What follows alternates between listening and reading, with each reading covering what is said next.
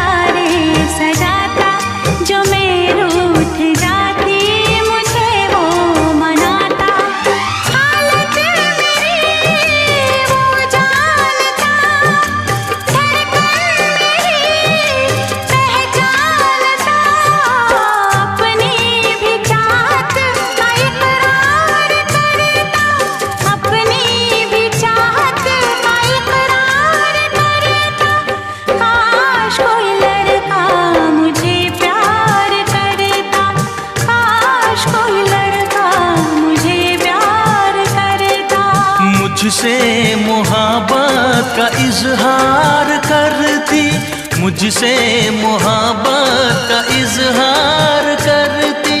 काश कोई लड़की मुझे प्यार करती, काश कोई लड़की मुझे प्यार करती।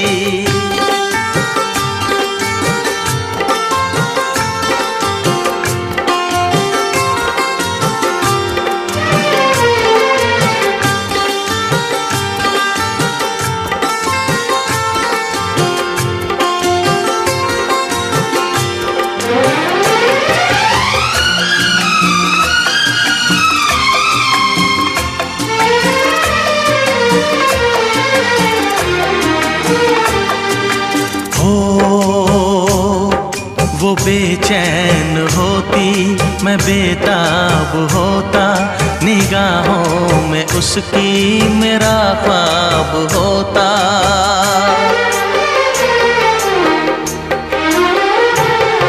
वो बेचैन होती, मैं बेताब होता, निगाहों में उसकी मेरा ख्वाब होता। शर्मा के वो लगती गले, रखता उसे पलकों तले। चोरी चोरी वो मेरा दीदार करती, चोरी चोरी वो मेरा दीदार करती। काश कोई लड़की मुझे प्यार करती, काश कोई लड़की मुझे प्यार करती। मुझसे मोहब्बत का इजहार करता, मुझसे मोहब्बत का इजहार करता। काश कोई लड़का मुझे प्यार करता, काश कोई लड़का मुझे प्यार करता।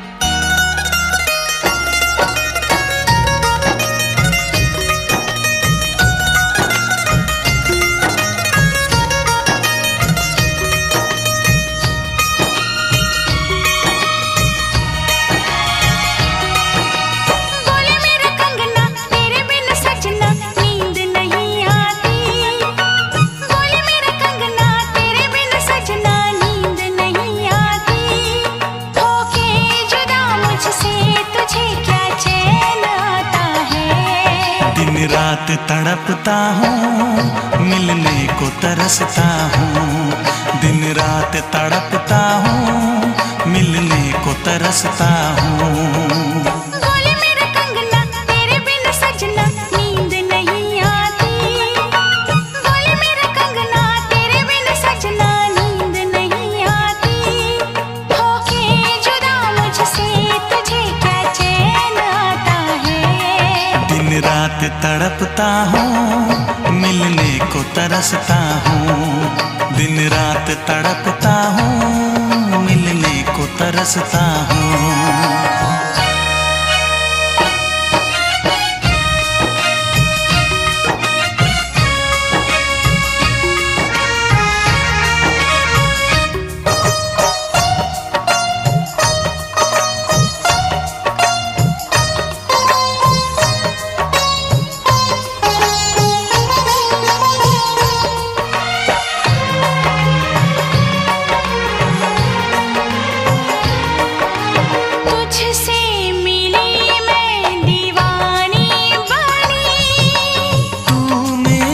सपनों की रानी बनी,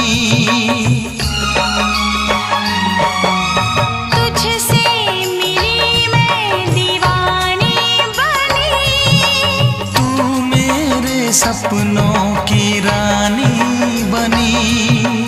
आए सनम प्यार करने के दिन, हाँ पलकों तले जीने मरने के दिन।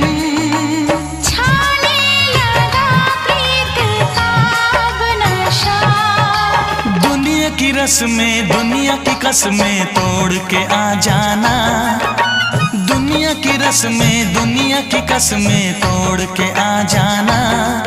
क्या दूर जाके दिल तेरा मुझे भूल जाता है। तेरी याद सताती है, मुझे पास बुलाती है। तेरी याद सताती है, मुझे पास बुलाती है।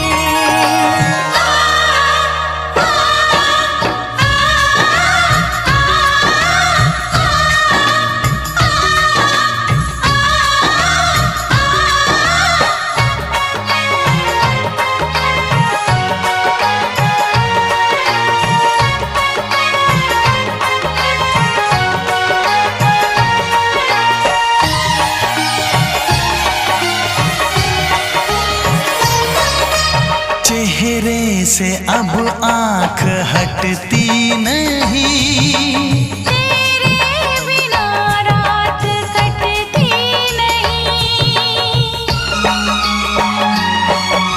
चेहरे से अब आँख हटती नहीं, तेरे बिना रात कटती नहीं। कोई भी जाने ना हालत मेरी, पागल बना देगी चाहत तेरी। इस बेकरारी में आए मजा। धक धक धड़के जिया मोरा तड़पे दर्द बढ़ा जाए।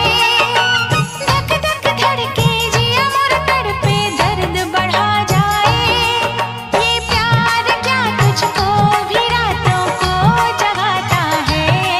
बेताब सा रहता हूँ, हर दर्द में सहता हूँ। बेताब सा रहता हूँ, हर दर्द में सहता हूँ।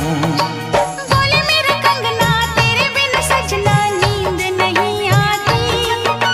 बोले मेरा कंगना तेरे बिन सजना नींद नहीं आती। होके जुदा मुझसे तुझे क्या चैन आता है। दिन रात तड़पता हूँ, मिलने को तरसता हूँ।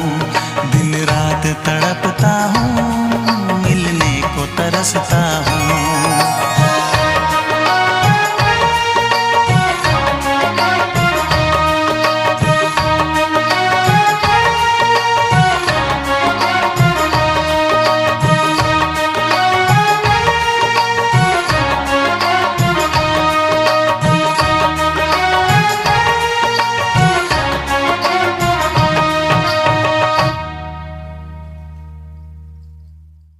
सा सा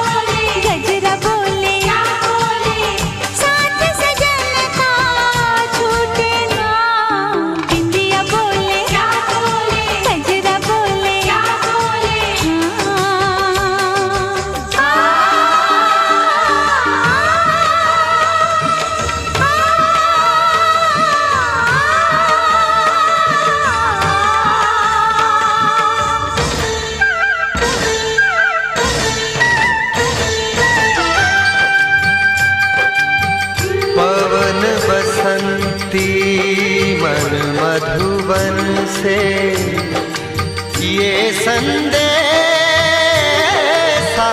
लाई है, दो सांसों की दो रूहों की आज मिलन रुत आई है।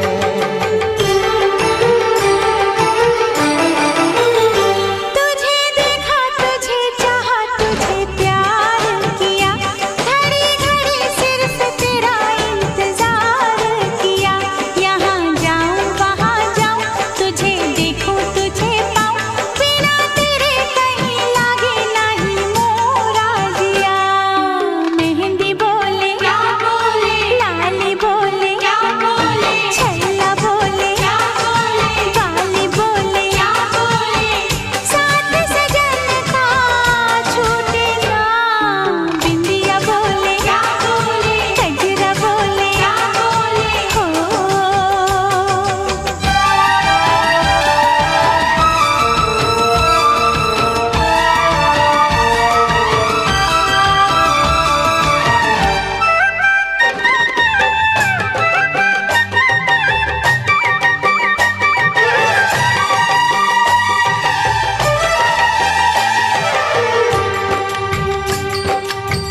मेरे इस मन के मंदिर में तेरा रूप सुहाना है, गंगा के जल से भी पावन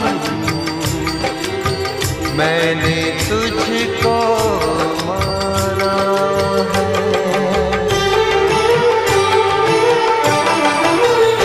तेरे लिए दुआ मांगूं सुबह शाम पिया, मेरे होठों पे है बस तेरा नाम पिया। तेरे ख्वाबों को सजाऊं, तुझे आँखों में छुपाऊं, नहीं आए मुझे दूजा कोई काम पिया। चूड़ी बोले क्या बोले, कंगना बोले क्या बोले, चुनरी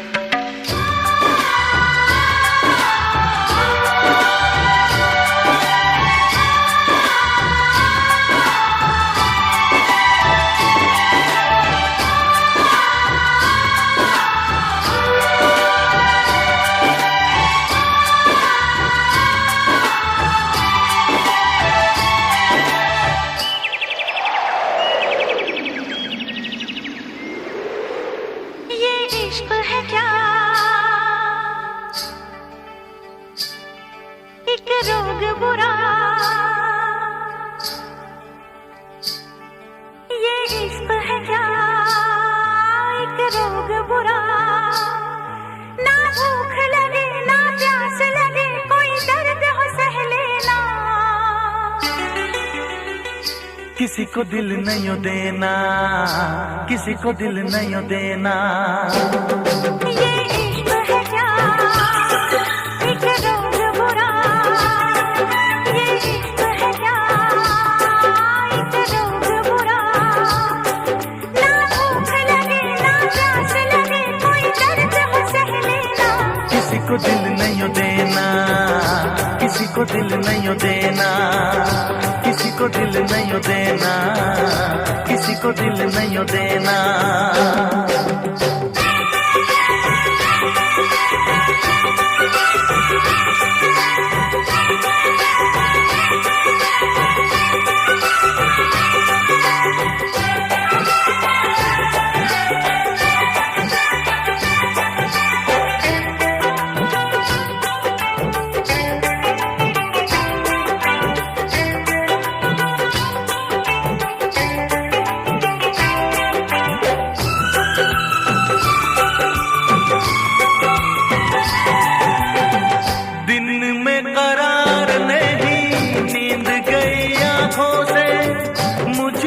तो बांध लिया प्यार की सलाखों से, दिन में करार नहीं नींद गई आंखों से, मुझको तो बांध लिया प्यार की सलाखों से। अब ना जी लागे क्या होगा आगे, कटती ना रातें, झूठी है बातें, सारे दुखों का साथी यही है दवा। ये इश्क है क्या एक रोग बुरा, ये इश्क है क्या ओ एक रोग बुरा। ना भूख लगे ना प्यास लगे कोई दर्द हो सह लेना। किसी को दिल नहीं देना, किसी को दिल नहीं देना, किसी को दिल नहीं देना, किसी को दिल नहीं देना।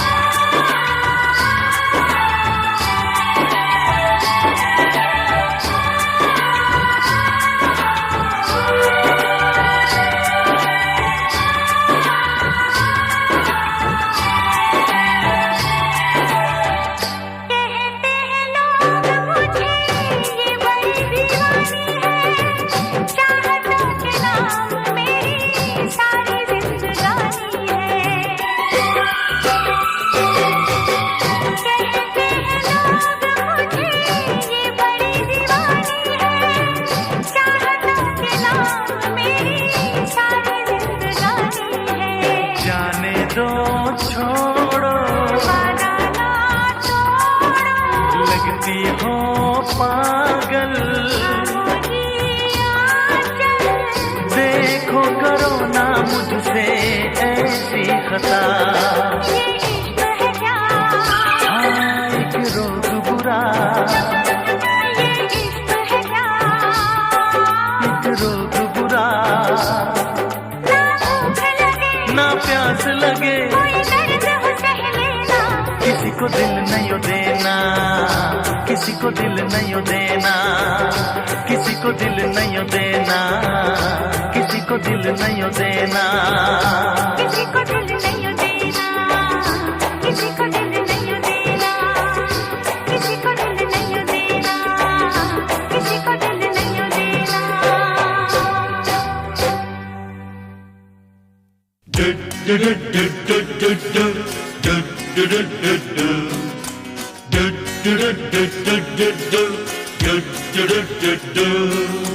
Ding tanang ding dang dang dang, ding tanang ding dang, ding tanang ding ding rak rak ding ding tanang ding dang.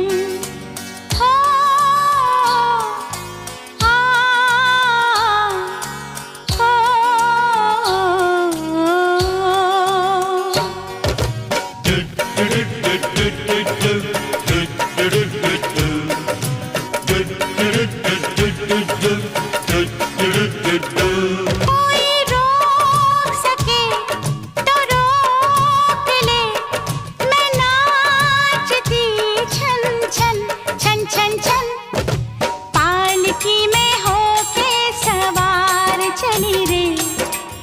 मैं तो अपने साजन के द्वार चली रे, पालकी में होके सवार चली रे।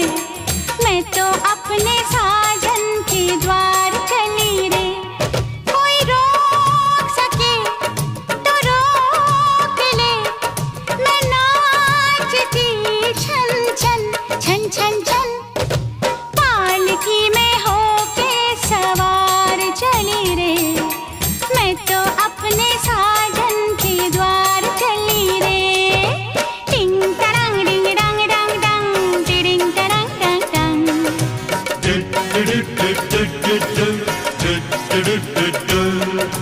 मुश्किल से मैंने ये दिन निकाले, मुश्किल से मैंने ये दिन निकाले। चलते से चल तू ओ गाड़ी वाले, मन में लगी है ऐसी लगन है ऐसी लगन। होके मैं बड़ी बेकरार चली रे, होके मैं बड़ी बेकरार चली रे।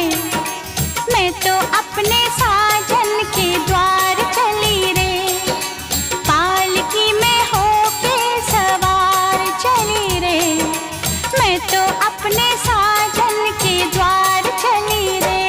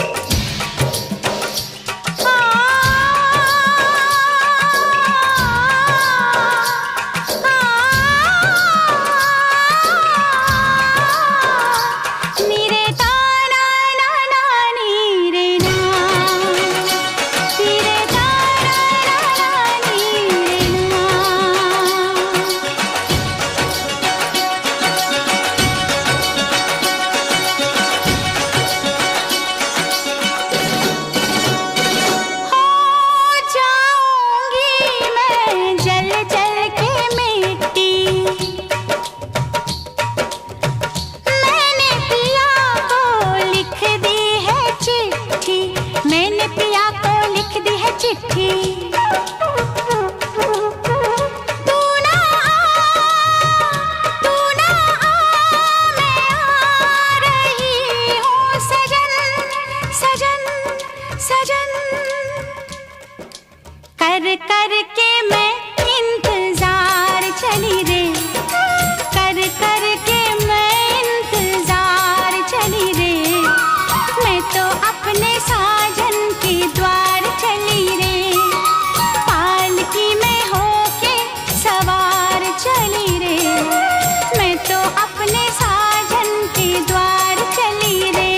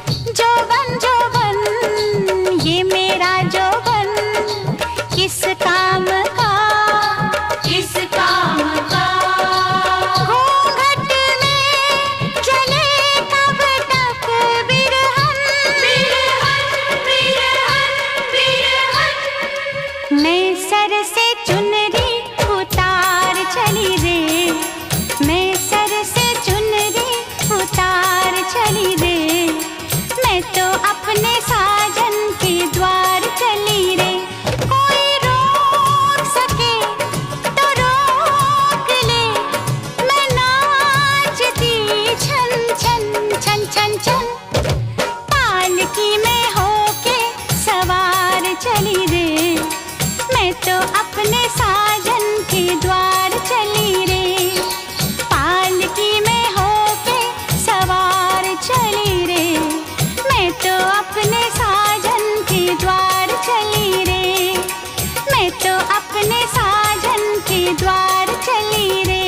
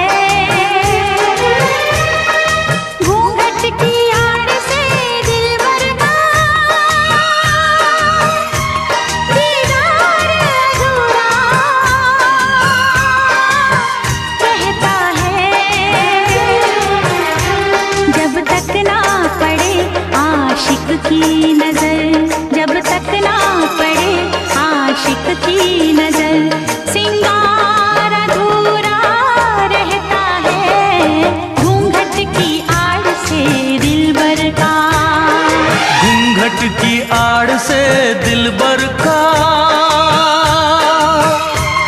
दीदार अधूरा रहता है। जब तक ना मिले नजरों से नजर, जब तक ना मिले नजरों से नजर, इकरार अधूरा रहता है। घूंघट की आड़ से दिलबर का, दिलबर का, दिलबर का, दिलबर का, दिलबर का, दिलबर का, दिलबर का।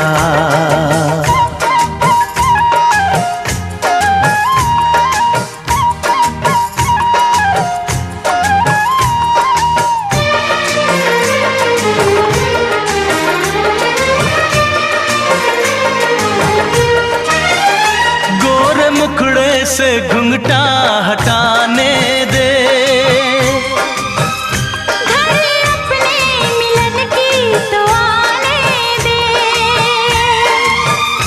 मेरे दिल पे नहीं मेरा काबू है, कुछ नहीं ये तो चाहत का जादू है। बढ़ती ही जाती है सनम प्यार की ये बेखुदी हो। दो प्रेमियों के ना मिलने से संसार अधूरा रहता है।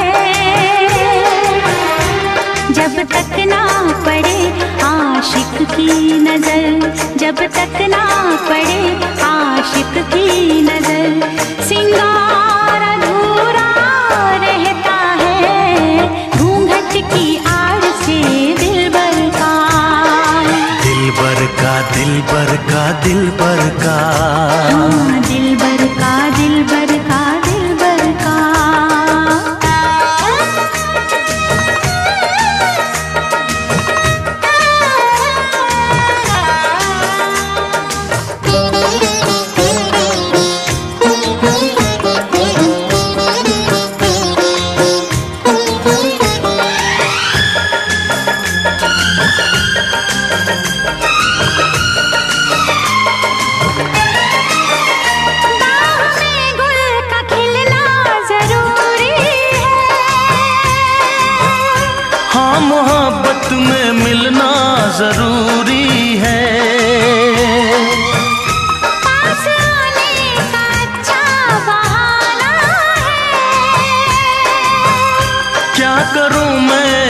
मौसम दीवाना है।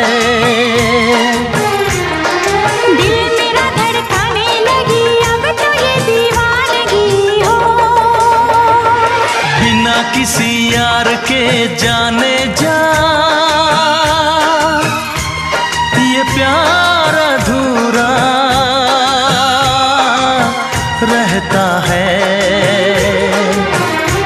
जब तक ना मिले नजरों से नजर, जब तक ना मिले नजरों से नजर, इकरार अधूरा रहता है।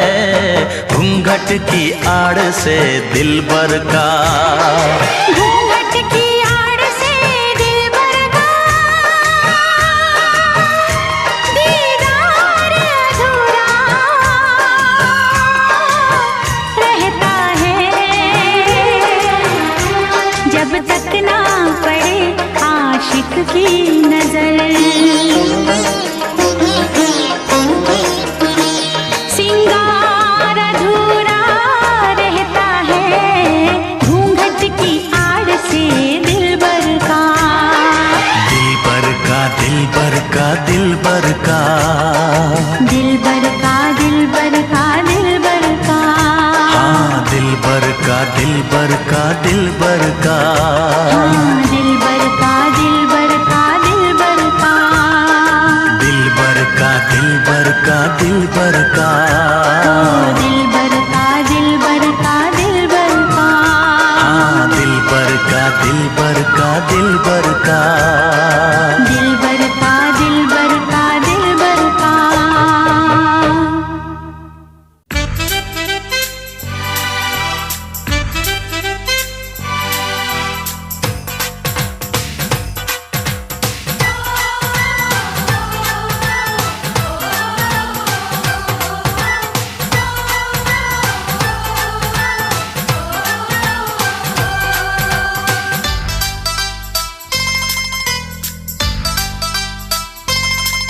मुझे दिल का रोग लगा के तन मन के तार हिला के, मुझे दिल का रोग लगा के तन मन के तार हिला के। तू लखा वाली जान ले गया, तू लखा वाली जान ले गया।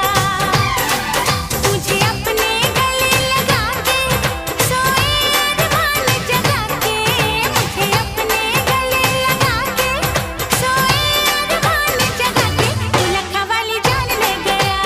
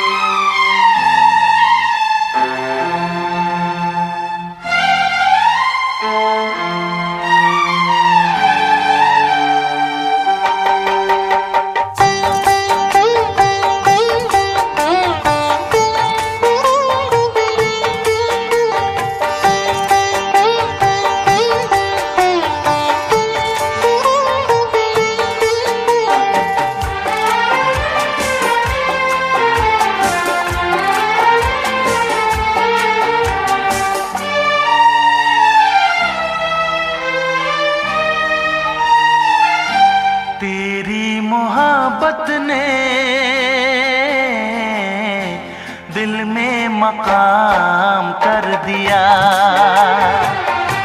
तेरी मोहब्बत ने दिल में मकाम कर दिया।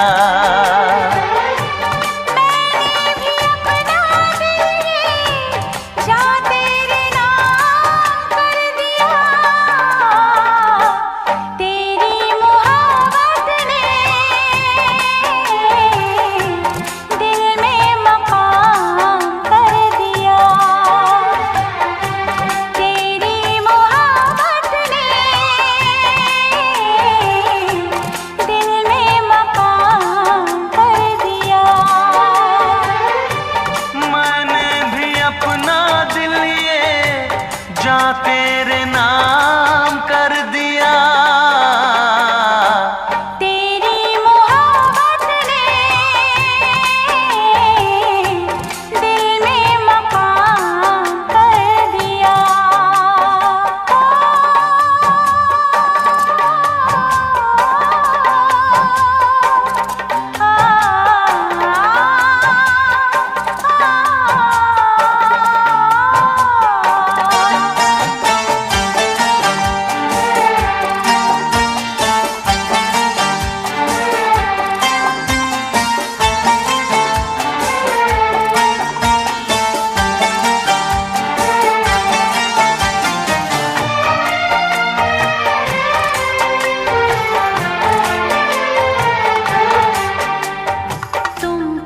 जानो कितने दिन रात गुजारी मैंने तारे गिन गिन।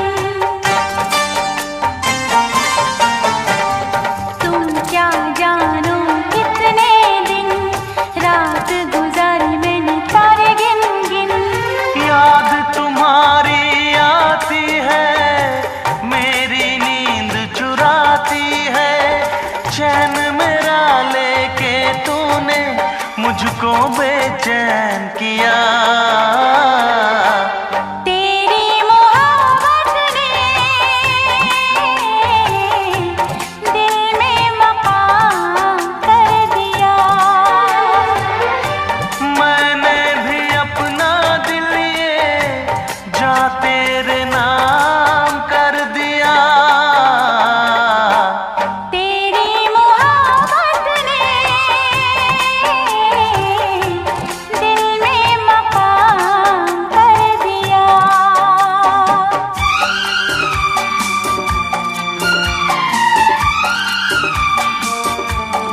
फरवरी 1258 ईस्वी, दरियाए दजला जो सदियों से इल्म का पानी बहाता आया था, उस दिन सुर्ख हो गया।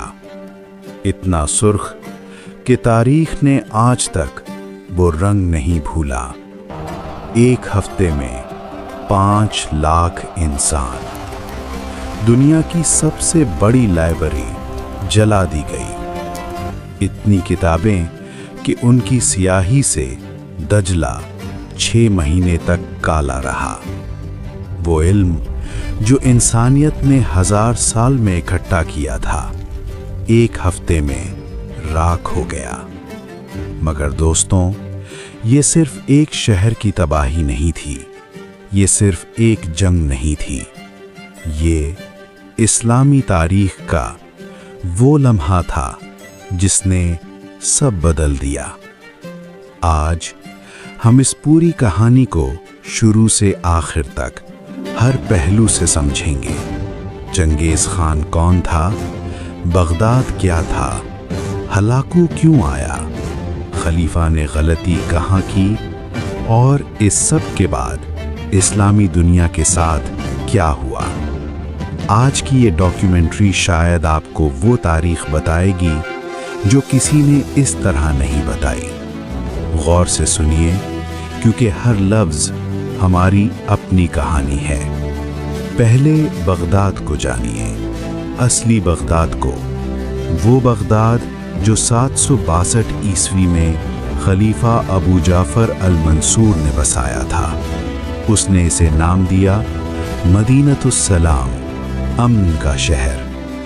दोस्तों, जब आज हम बगदाद का नाम सुनते हैं तो जहन में आता है जंग, तबाही, धमाके। मगर एक वक्त था जब बगदाद का नाम सुनते ही दुनिया के उलमा की आंखें चमक जाती थीं।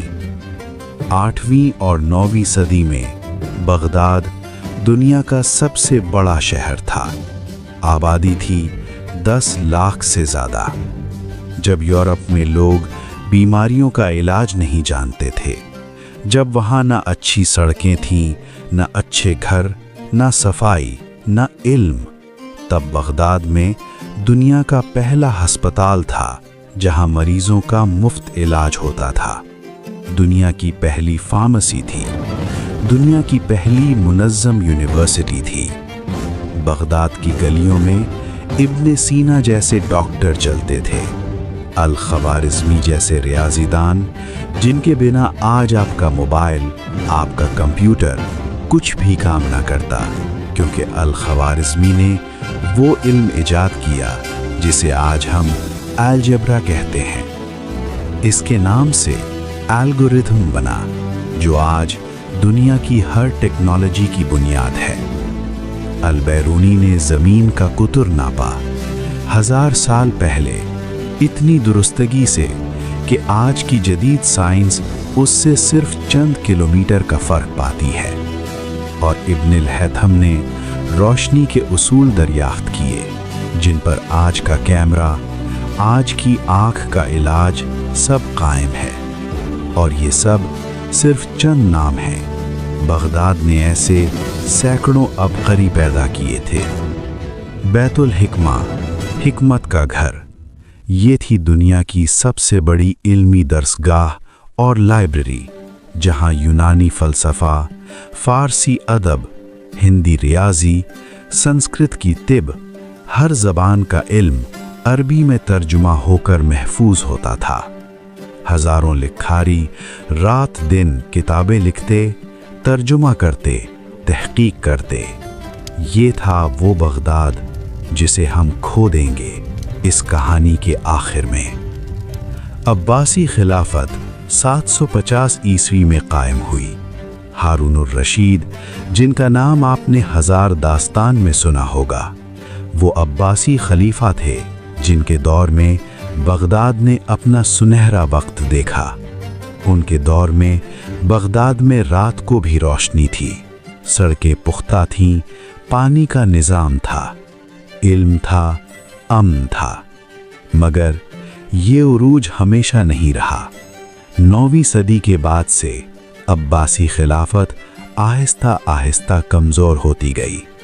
खुलफा असल ताकत खो बैठे। सिपाह सालार खुलफा को अपनी मर्जी की कठपुतली बनाते रहे। वज़ीर साजिशों में लगे रहे, कबाइल आपस में लड़ते रहे। और जब कोई कौम अंदर से कमज़ोर हो जाए तो बाहर से तूफ़ान आने में देर नहीं लगती। वो तूफ़ान मंगोलिया के मैदानों में पल रहा था। 1162 ईस्वी मंगोलिया के बर्फीले मैदानों में एक बच्चा पैदा हुआ जो आगे चलकर तारीख का रुख हमेशा के लिए बदल देगा। उसका नाम था तैमूजिन। बचपन में बाप मारा गया, कबीले ने धोखा दिया, खुद को गुलामी में पाया, मगर तैमूजिन टूटा नहीं। सालों की जद्दोजहद के बाद उसने मंगोल कबाइल को पहली बार एक झंडे के तले इकट्ठा किया और 1206 में उसे लक़ब मिला चंगेज़ खान, यानी तमाम हुक्मरानों का हुक्मरान। दोस्तों, चंगेज़ खान को समझना ज़रूरी है, क्योंकि इसे समझे बगैर बगदाद की तबाही समझ में नहीं आती। चंगेज़ खान सिर्फ एक बादशाह नहीं था, वो एक सिस्टम था, एक मशीन था। उसने मंगोल फौज को दुनिया की सबसे मुनज़्ज़म और सबसे खौफनाक फौज बनाया। उसकी 3 हिकमतें अमलियाँ थीं। पहली, हथियार डालो तो अमन, मुज़ाहमत करो तो सफाया। दूसरी, जो कौम मुज़ाहमत करे उसे इतनी बुरी तरह तबाह करो कि अगली कौम खुद सरेंडर कर दे। तीसरी, दुश्मन की सबसे कीमती चीज़ उसका इल्म, उसकी तहजीब पहले तबाह करो। यही 3 उसूल आगे चलकर बगदाद पर जाहिर होंगे। 1227 में चंगेज़ खान मर गया, मगर उसकी सल्तनत मरी नहीं। उसके बेटों और पोतों ने इस सल्तनत को मज़ीद फैलाया, यहाँ तक कि ये तारीख़ की सबसे बड़ी ज़मीनी सल्तनत बनी। एशिया से मशरक़ी यूरोप तक, बहराए रूम से बहराए जनूबी चीन तक। और इस सल्तनत की अगली नज़र मुस्लिम दुनिया पर थी और इसका निशाना था बगदाद। चंगेज़ खान का पोता हलाकू खान, ये वो शख्स था जो बगदाद लेकर आएगा उस तबाही को जो तारीख़ ने पहले नहीं देखी थी। हलाकू एक पेचीदा शख्सियत था। उसकी माँ एक ईसाई औरत थी, उसकी बीवी डोकुस खातून भी ईसाई थी और उसका ईसाई दुनिया से गहरा ताल्लुक़ था। मुअर्रिख़ीन लिखते हैं कि हलाकू की इस्लाम दुश्मनी सिर्फ फतह की ख्वाहिश नहीं थी, उसमें मजहबी नफ़रत भी शामिल थी। 1253 में हलाकू खान को उसके भाई मंके खान ने एक मिशन दिया, मुस्लिम दुनिया को फतह करो, अब्बासी खिलाफत को ख़त्म करो और बगदाद को मंगोल सल्तनत में शामिल करो।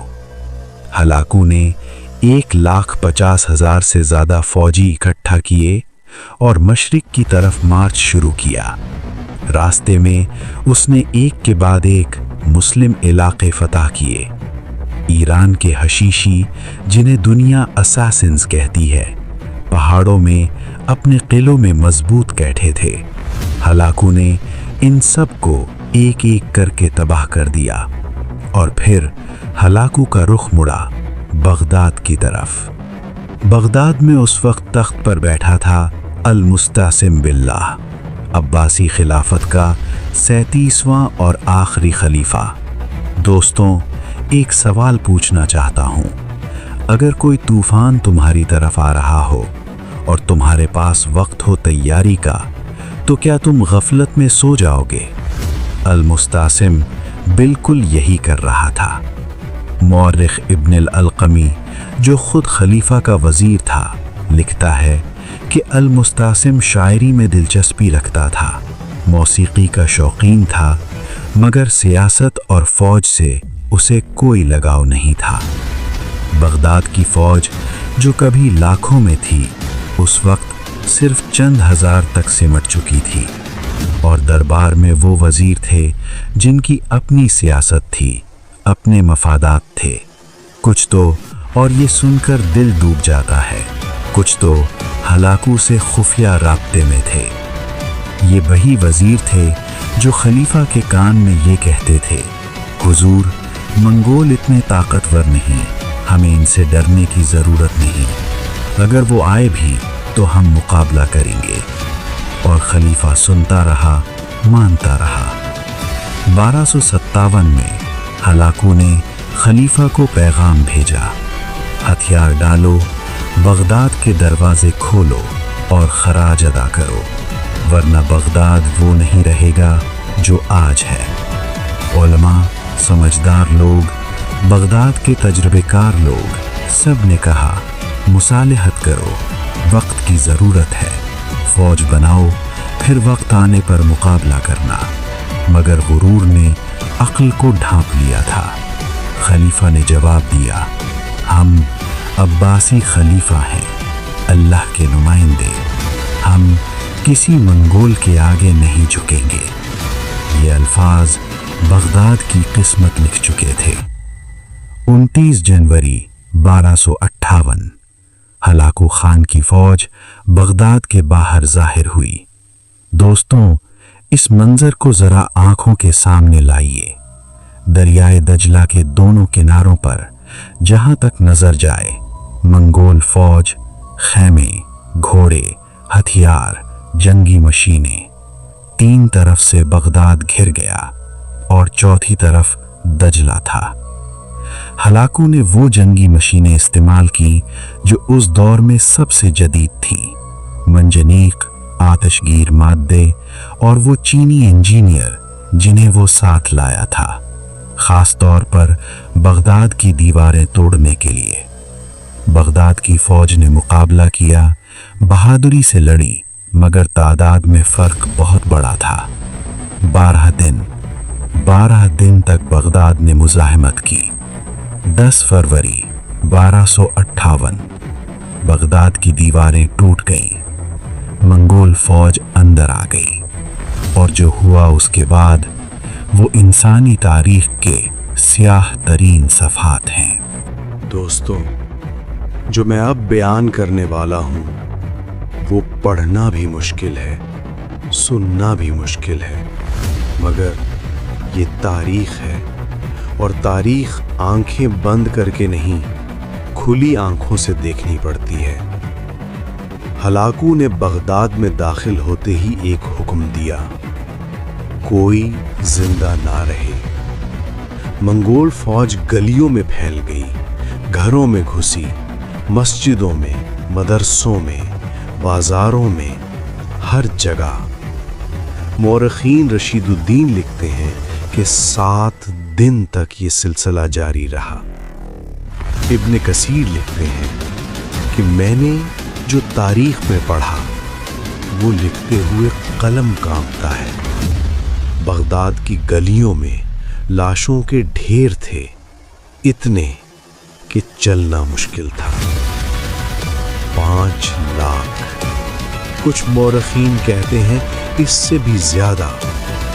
उलमा जिन्होंने जिंदगियां इल्म की खिदमत में लगाई थी, शायर जिनके अल्फाज सदियों तक जिंदा रहते, डॉक्टर जिन्होंने हजारों जानें बचाई थी, साइंसदान, फलसफी, तालिब इल्म, बूढ़े, बच्चे, औरतें, सब बगदाद की गलियों में पड़े थे। और फिर वो हुआ जो इल्मी दुनिया के लिए शायद कत्ले आम से भी बड़ा अलमिया था। बैतुल हिकमा, वो लाइब्रेरी जिसमें दुनिया का इल्म था, लाखों किताबें, 1000 साल की मेहनत, आग लगा दी गई। जो किताबें बचीं वो दजला में फेंक दी गई। इतनी किताबें कि मौरखीन लिखते हैं दजला का पानी पहले किताबों की स्याही से काला हो गया और फिर इंसानी खून से सुर्ख। 6 महीने तक दजला साफ नहीं हुआ।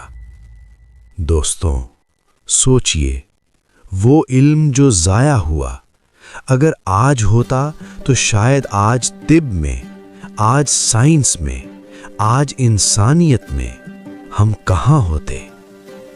इब्न कसीर ने लिखा कि उस दिन जो इल्म जाया हुआ वो क़यामत तक वापस नहीं आ सकता। और खलीफा अल-मुस्तासिम बिल्लाह, अब्बासी खिलाफत का आखिरी नुमाइंदा, उसे हलाकू के सामने पेश किया गया। हलाकू ने उसे बगदाद का वो खजाना दिखाया जो सदियों में जमा हुआ था। सोना, जवाहरात, हीरे, कीमती तहाइफ जो दुनिया भर के हुक्मरानों ने खुलफा को भेजे थे। हलाकू ने कहा, ये तुम्हारे आबाओ अजदाद ने जमा किया, ये तुम्हारा था। अगर तुमने इसे फौज पर खर्च किया होता, अगर तुमने सल्तनत की हिफाजत पर लगाया होता, तो आज ये दिन ना देखते। फिर तारीख के मुख्तलिफ रिवायात हैं कि खलीफा को किस तरह ख़त्म किया गया, मगर एक बात यकीनी है, 20 फरवरी 1258 अल-मुस्तासिम बिल्लाह दुनिया से चला गया और उसके साथ 500 साल की अब्बासी खिलाफत हमेशा के लिए ख़त्म हो गई। वो खिलाफत जिसकी बुनियाद 750 में रखी गई थी, वो रोशनी जिसने 1000 साल तक इस्लामी दुनिया को रोशन किया था, बुझ गई। सुकूत बगदाद सिर्फ एक शहर की तबाही नहीं थी, ये इस्लामी दुनिया का मुकम्मल नक्शा बदल गया। पहला असर, इल्मी तबाही। वो इल्म जो बगदाद में महफूज था वो ज़ाया हो गया। मुस्लिम साइंस, मुस्लिम तिब, मुस्लिम फ़लसफ़ा सदियों पीछे चला गया और यूरोप जो पहले पीछे था, उस इल्म के कुछ हिस्से जो स्पेन और सिसिली के रास्ते यूरोप पहुंचे थे, उन्हीं की बुनियाद पर अपना रेनेसांस ले आया, अपना नशत सानिया, और मुसलमान इल्मी मैदान में पीछे रह गए। दूसरा असर, खिलाफत का खात्मा। मुसलमान पहली बार बगैर खलीफा के रह गए। वो मरकज़ जो इस्लामी दुनिया को एक धागे में पिरोता था, टूट गया और मुस्लिम दुनिया बिखर गई छोटी छोटी सल्तनतों में जो आपस में लड़ती रहीं। तीसरा असर, आबादी की तबाही। सिर्फ बगदाद नहीं, ईरान, इराक, वस्ती एशिया, हर जगह मंगोलों ने आबादियां ख़त्म की, शहर जलाए, खेत तबाह किए, आबपाशी के निज़ाम बर्बाद किए जो सदियों बाद भी मुकम्मल तौर पर बहाल न हो सके। चौथा असर, नफ्सियाती। मुस्लिम दुनिया जो समझती थी कि अल्लाह उन्हें नाकाबिल शिकस्त बनाएगा, वो इस शिकस्त से इतना हिल गई कि सदियों तक इस सदमे से ना निकल सकी। मगर दोस्तों, अल्लाह का निज़ाम रुका नहीं। 1260 बगदाद के सुकूत के सिर्फ 2 साल बाद फ़लस्तीन के एक मकाम पर, जिसका नाम है ऐन जालूत यानी जालूत का चश्मा, वहाँ पर तारीख़ ने एक और करवट ली।